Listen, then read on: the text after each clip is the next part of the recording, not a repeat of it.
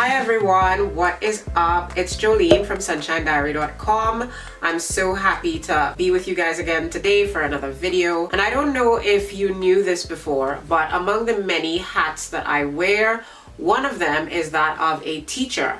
I have been teaching in one capacity or another for about 15 years now. I have taught at all different levels. I've taught in public schools, I've taught privately, I've done online tuition, I have taught toddlers, I've taught elderly students. So I thought it would be really useful for me to come on here and talk to you if you are wanting to figure out how to homeschool right now, or if you have to homeschool right now, you don't have a choice, or if it's something you're contemplating for the future. These are my tips. I do have a disclaimer before I go into them. I don't have any children. I do not homeschool my own children. And I know that if that's what you're doing, and if you haven't had the training and the experience as a teacher, or if the student is not just someone who is a student to you, but is a family member, a loved one, a child of yours, I know that the experience is different. So take from this advice what you can, what's useful to you, but definitely adapt it to your own situation. And also, if you are someone who has some experience homeschooling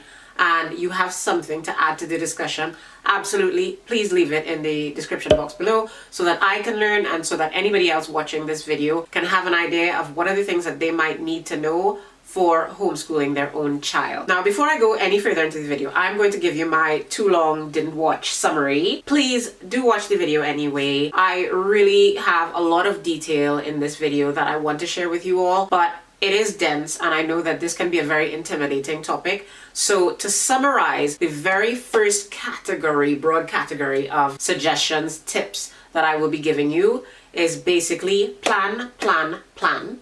That's the first category. Secondly, please remember that you don't need to know everything. A teacher is not God. A teacher is not omnipotent. A teacher has flaws, has holes in their knowledge. Things sometimes change depending on the topic that you're teaching. You have to evolve and be able to understand that you will make a mistake. Sometimes it'll just be an absent-minded mistake and a student might catch up on it. Basically, don't go into this expecting that you have to know everything. You're putting way too much pressure on yourself. If you are not confident in what you're doing, that can really have an impact on the class atmosphere and on the students' desire to learn and on their interest in the topic that you're teaching. So really go into it accepting that this is an interesting piece of information that you want to share, but you're not God, you don't know everything, and you'd be really happy for the student maybe to go on Google and find more information and tell you something you didn't know before. So that's my second broad category. You don't need to know everything. My third broad category is try to solicit participation. It's not just about you. My main specialty for most of my teaching career has been the teaching of languages. And one of the things that is commonly said is that as a language teacher, your student should speak more than you do. If I'm teaching a class and the students speak 20% of the time, and I speak 80% of the time, I'm doing something wrong. It should be the other way around. Although that may not apply exactly that way for every subject, the fact is that students learn by doing.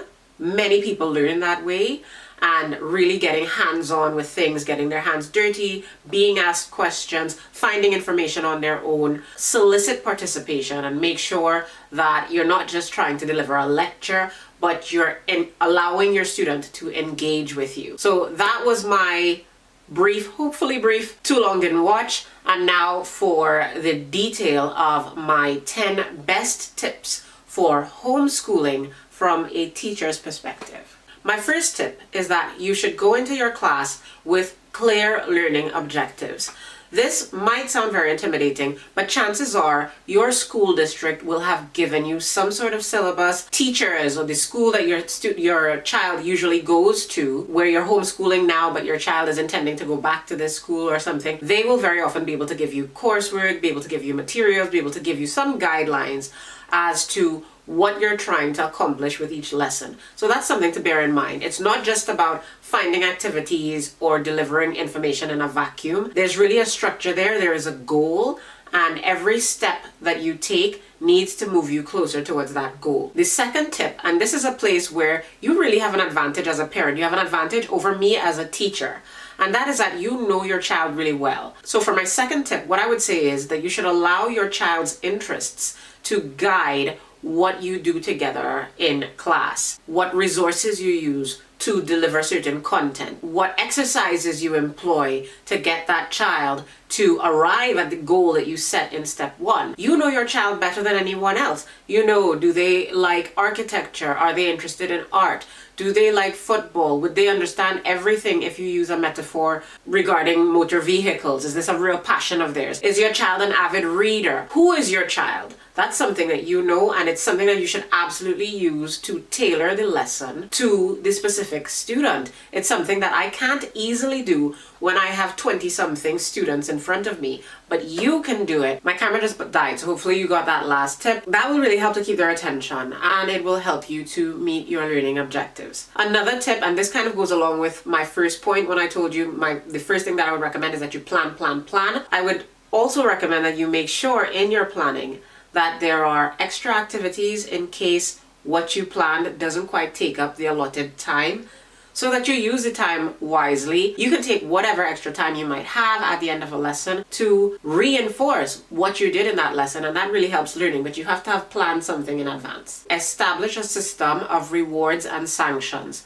This should be fairly straightforward because you probably already do this with your child at home. But yeah, try to find something to reward them for paying attention, for completing assignments, for sitting still. It depends on the age of your child, of course. Try and find a system of rewards and also sanctions. Maybe if they don't finish their assignments, they don't get an hour of TV that evening or something. You have to find a way to incentivize good behavior and learning. And sometimes, depending on the subject, the child might really just not be interested in that subject. So there has to be some other sort of reward. And especially with very young children, it's really not that difficult. Children love things. I mean, I don't need to tell you this.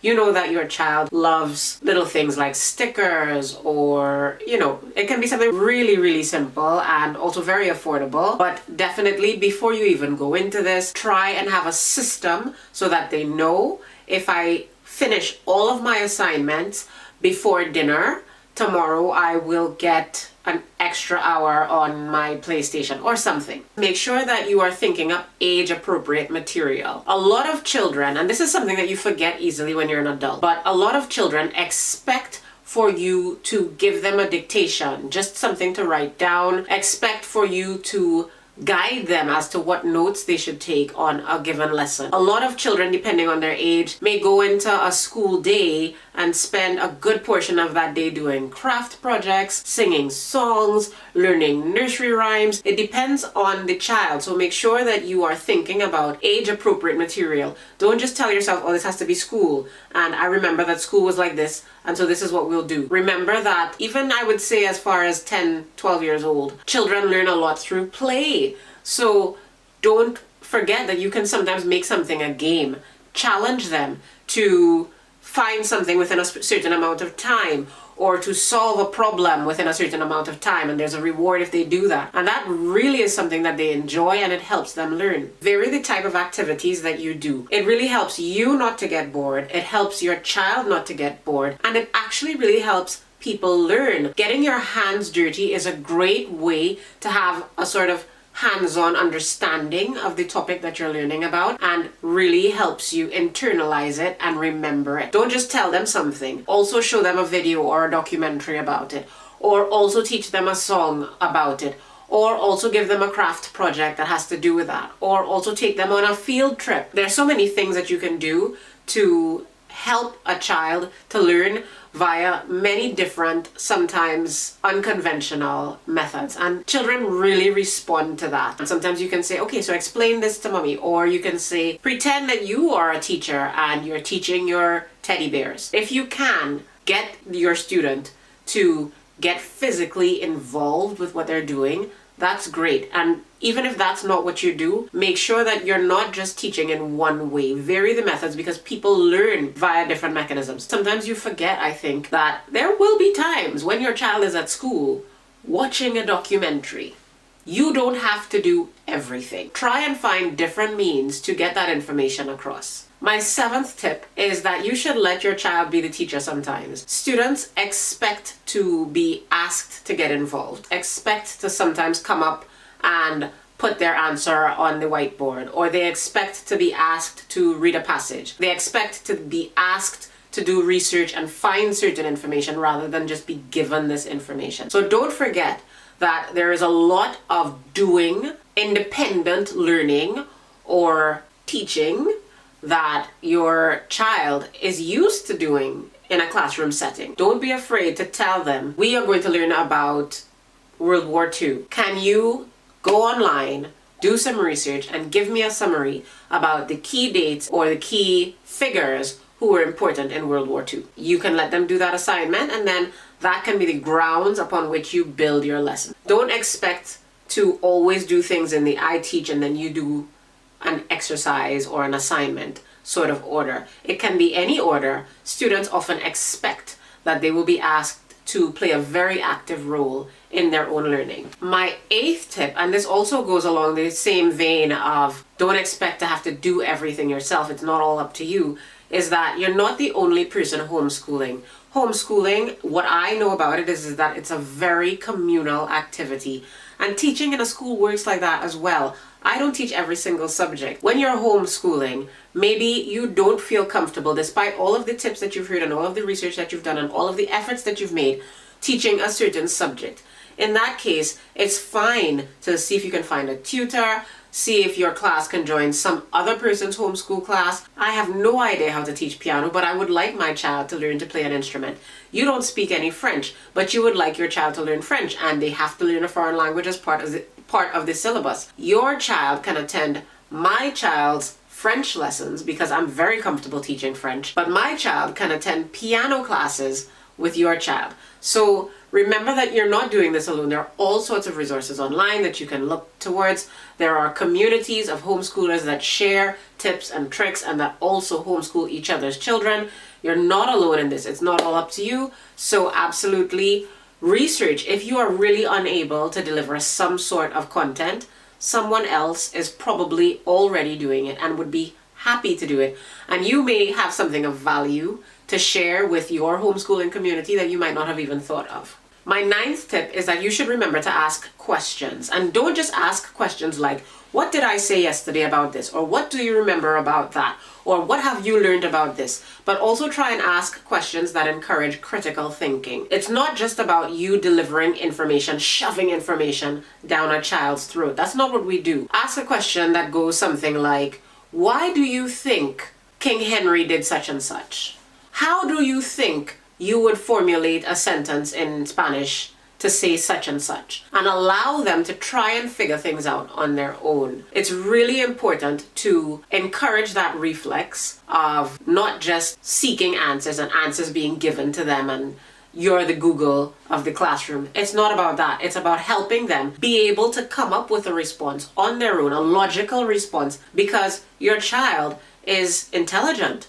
Your child is not just learning the subject, but learning to use their brain to come to a logical deduction about a situation. And it really allows them to feel interested and to feel like they are an active participant in their class. And it's not just about the information that you're forcing down their throat, but it's about their own thoughts, their own theories, their own feelings. That really makes a class more engaging.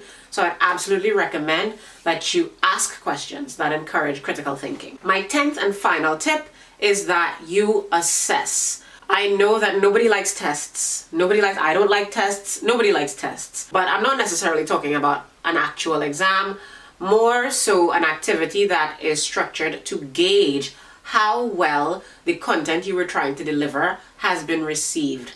How well has the topic been understood? It's really important to assess. It may be counterintuitive, and I know that there are a lot of different theories out there about putting pressure on children. I'm not trying to say create a situation where your child is stressed, but for your own information and for you to start that next phase of planning for the next lesson, for the next topic, or for the continuation of what you've already started, it's really important for you to have assessed how well they have understood what you were trying to teach.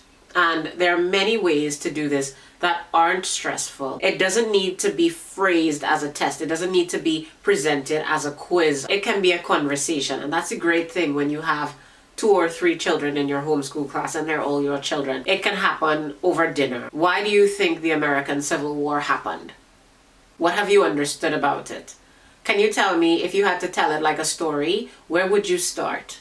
Where did it end? What do you think America would look like today if the Civil War hadn't happened? Make sure that you carry out some form of activity that is geared towards you assessing how well this child has received and understood and grasped what they were being taught. It's impossible to build on something without having any idea how much of this foundation has been laid so far. So that is my 10th and final tip. I hope that this has been helpful. If you have any questions, absolutely feel free to ask. And like I said, I have never homeschooled my own child, although I have taught privately at home in other people's homes.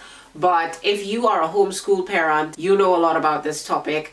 I absolutely bow to your wisdom and would love for you to share anything you've learned in the comments below. With that, I think I am going to wrap up this video. I do try really hard to provide interesting and useful content on my channel. So if you've enjoyed this video, if it has been helpful to you, consider subscribing. Check out my other videos, see if you like what I do. Stick around if you do, that would be awesome. And in any event, if you've liked this video, if you're still here at the end of this video, please do give it a thumbs up. It is absolutely free and it helps my channel so much. In any event, thank you for having watched this video and I cannot wait to see you in my next one.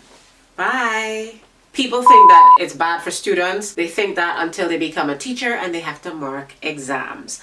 Whereas your student does 1 or 2 or 3, depending on how many subjects they're doing. The teacher has to mark 30 or 60 or many exams. Plus the teacher had to set the exam. Trust me, we don't like exams. Nobody likes exams.